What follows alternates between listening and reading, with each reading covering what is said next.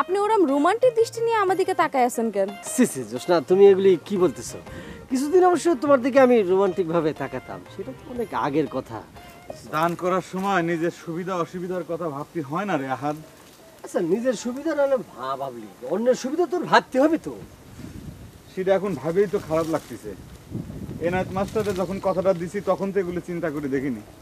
এখন মনে পড়ি তো আমার কষ্ট লাগতেছে, বুক ফাইটে আমার কান্না আসতেছে দোস্ত। এরকম একটা ব্যাঘাতা কাণ্ড তুই করে বসলি, তুই একটু চিন্তা করলি না? তোর দাদা, তোর মা, জ্যোৎস্নার ফ্যামিলি সবাই তো ভেবা জায়গা লাগিয়ে গেছে। এখন কি হবে? তো জ্যোৎস্না মনে হয় তোর বাড়ি থেকে আসতেছে, তাহলে জানা বিষয়টা, এখন জানা। আমি যাই। দোস্ত প্লিজ দোস্ত, আমার এই এলোমেলোর সময় আমি কিছু বলতে পারবো না, কিছু জানাতে পারবো না, তুই ম্যানেজ কর দোস্ত প্লিজ।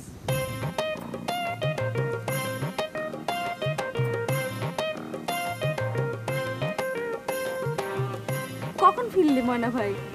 হেলিকপ্টার ভাড়া করতে পেরেছো? কি ব্যাপার, হয়নি? হয়েছে, বিয়ের দিন ঠিকই টাইমলি হেলিকপ্টার এসে হাজির হবে জোৎস্না। হেলিকপ্টারে কয় সিট?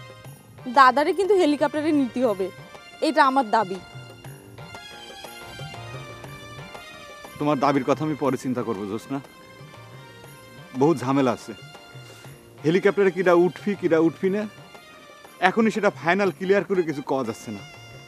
এটা ফাইনাল বলার কি আছে? কাজী সাহেব দুজন সাক্ষী, তুমি আর আমি, এ তো আগে থেকেই ফাইনাল। এখন তার সাথে দাদাজান যোগ হবে।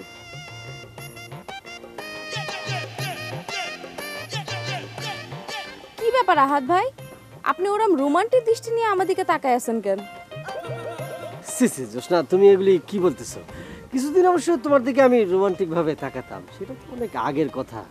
যখন থেকে জানলাম যে আমার ফ্রেন্ডের সাথে তোমার চলতেছে, তখন থেকে তো আর কিছু নাই।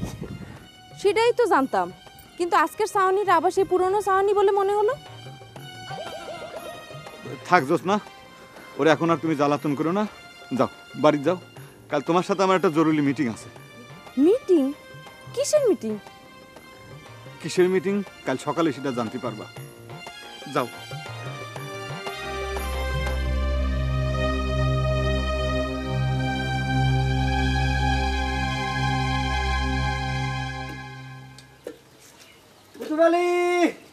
হ্যাঁ আহাদ, আইসো আইসো।